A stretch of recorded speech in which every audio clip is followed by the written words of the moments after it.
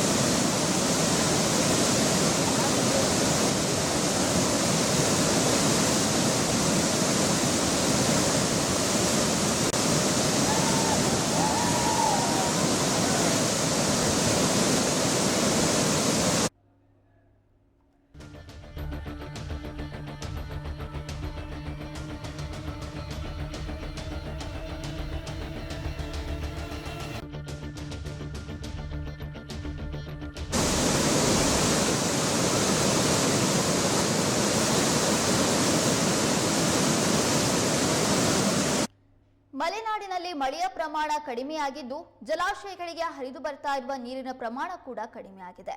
ಅದೇ ರೀತಿಯಾಗಿ ಭದ್ರಾ ಜಲಾಶಯದ ಒಳಹರಿವಿನಲ್ಲೂ ಕೂಡ ಭಾರಿ ಇಳಿಕೆ ಕಂಡು ಬಂದಿದೆ.